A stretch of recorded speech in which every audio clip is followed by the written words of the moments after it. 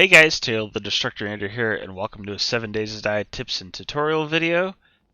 This time we're going to talk about mining. Now, this is also for those of you who are brand new to the game, those of you who haven't played since, I think it was like Alpha 18 when they started bringing the ores up to the surface.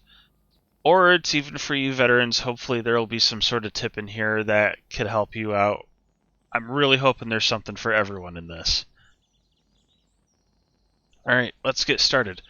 First things first, I'm going to throw up a picture of each ore along with their name. There's iron, coal, nitrate powder, lead, and oil shale. Now, with the exception of oil shale, because oil shale is only found in the desert, you can find all these ores in every biome.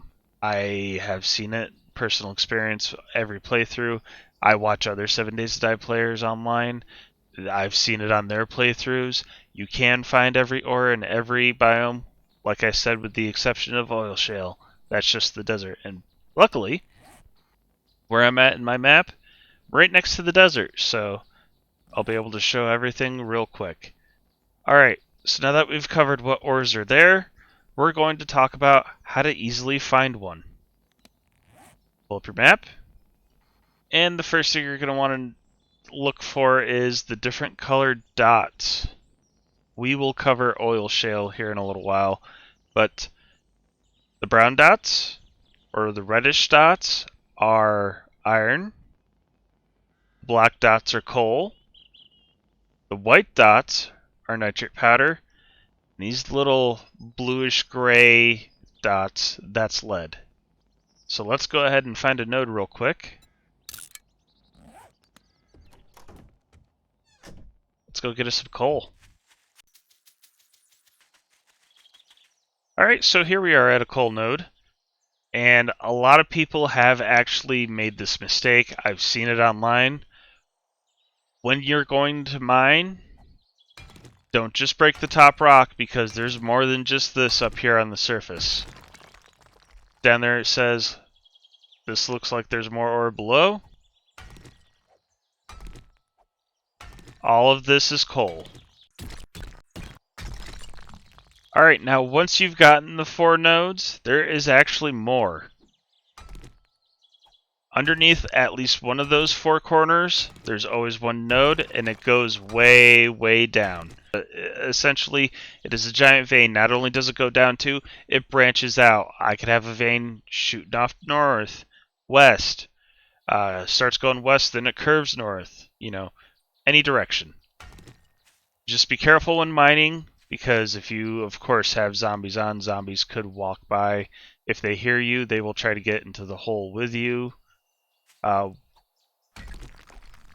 What I usually do after I've dug down a little bit is I'll throw a few frames in here. So I'm not riding by or riding my motorcycle, I don't accidentally fall into the hole. But you can get down in here,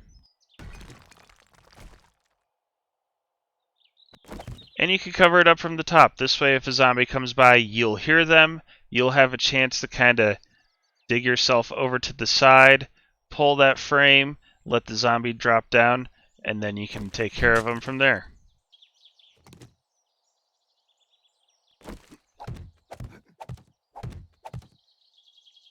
Now, you might have noticed a couple of tools in my belt here. One of them, of course, is a pickaxe. When you're mining at the very beginning of the game, you're probably going to use your stone axe until you can make iron tools like the iron pickaxe, or eventually when you're able to craft the steel pickaxe, which is what this is. That's going to be your best tools for mining up until you are able to craft an auger. But the auger has a huge downside. While, yes, it is quick, it uses gas, and the use of the auger will actually bring out screamers. Screamers, if you don't know, once they see or hear you, they will let out a terrible scream, and it spawns in a bunch of zombies, and they go straight to where the screamer saw you. It could be just a handful of zombies, but still. She could spawn in just about anything, including more screamers, and before you know it, things could get really out of hand. Getting back to the map here, the desert. See, look, nitrate powder. I'm pretty sure that's lead. That's coal. Yeah, I know there's iron in there somewhere. Maybe those spots are iron. Sometimes it's hard to tell on the different color maps, but one of the things that's hardest to spot is, see that little dark square? That would be our oil shale. There's actually one a little bit closer to us right there.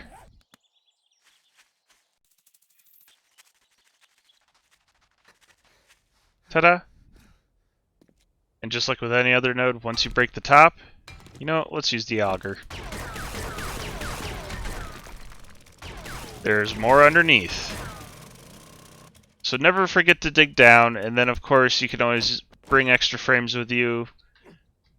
As you jump, place a frame under you. Maybe.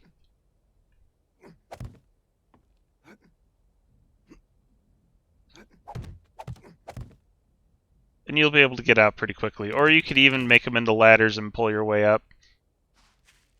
So, of course, as you play the game, you're going to level up. You're going to be putting points into different attributes, including strength. You'll probably already have a couple points into Miner 69er, which makes it so you can make better tools, but it also increases the amount of damage your tools will do. But to help you get additional resources, put points into Motherlode. Harvest 20% more ore, 40% more ore. Now I could get 60% more. Motherlode is one of the best things you can put points into because it will help your resource gain very much. Now there is more than one way to mine, and I like doing this at night, but once you set up a house, I just took this over. You can dig down. First you'll have to dig through clay soil, then you end up digging through stone, and then from there you can start digging a tunnel. I usually dig a tunnel that's 2 blocks high. It's just high enough for me to walk and run through. If I crouch and I start moving along though, at night if a zombie hears me, I won't be able to get up and run. See, even though I've technically uncrouched, I can't run. The way to fix that is to either make this 3 blocks high, or I'll dig down in a couple random spots and throw down a frame. This way, as soon as I step over it, boom, uncrouched, and then I could run. The main purpose for this type of mining is to get your hands on stone. If you happen to get ore, that's just a bonus. Really is. If you're really lucky, you can get your hands on a lot of ore this way. There's been mines where as soon as I dig down, boom, I'm already hitting ore. There's mines where I could dig out for miles and not hit a damn thing, but you get a lot of stone, and with stone you can make cement. For that, you can fortify your bases and all that good stuff. So, a couple more things. If you are going to do manual labor with some sort of pickaxe because you're afraid of screamers, which is totally understandable, I recommend bringing coffees. Coffees do a tremendous amount of stamina regen. Blackstrap coffee does a little bit better, and it does last longer than typical coffee. This will last 6 minutes. This lasts 3.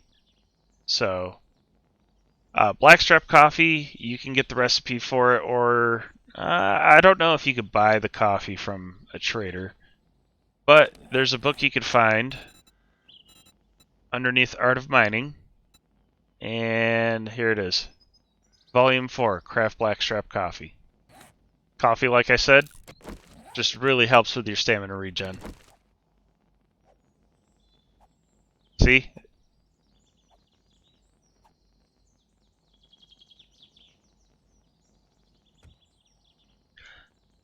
And that brings mining up in a nutshell. The only thing left we could do would be to touch on the various things that the ores can do real quick.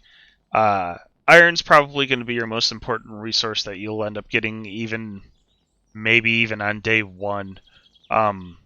It's got so many uses. Not only can you use iron to upgrade your doors and hatches, you can smelt it in a forge and it'll help you get different things like forged iron, or when you eventually get a crucible, craft steel. This way you can make your steel tools. motorized tools, the motorcycle. There's a lot of things that use steel. Nitrate powder can be used to make farm plots. Coal can be used as fuel in a forge or in a campfire, chem station, anything else that uses fuel. But the main purpose for the nitrate powder and the coal, if you combine them together in the chem station, you can make gunpowder. Lead is used for making buckshot, which you need to craft shotgun ammo, and it's also used to make bullet tips. Bullet tips, of course, you need to make 9mm, 7.62, all that other good stuff. And of course, the main purpose for oil shale is used to make gasoline, and you can craft oil from it. Oil is used to make various things like Molotovs. You need oil and gas to make Molotovs. You can use it to make blade traps, different mods. If for some reason you don't find a crucible but you find the schematic, you need it to make the crucible. Oh, and I totally forgot about wheels. Coal and oil is totally essential if you want to make wheels. And that is mining in a nutshell. So, once again, you can use your map, find different ore very quickly. Don't forget to dig down. Like I said, I've seen people play online and they only get the top of the ore. They never actually dig down because underneath one of those 4 pieces of surface ore, there's always more ore underneath, and a lot of people do miss that, especially if you're new to the game. Anyway, I would like to thank you for watching. I hope there was something you were able to take away from this, and I want to thank you for all the support. It really does mean a lot. You can follow me on Facebook if you are interested. The link is in the description below.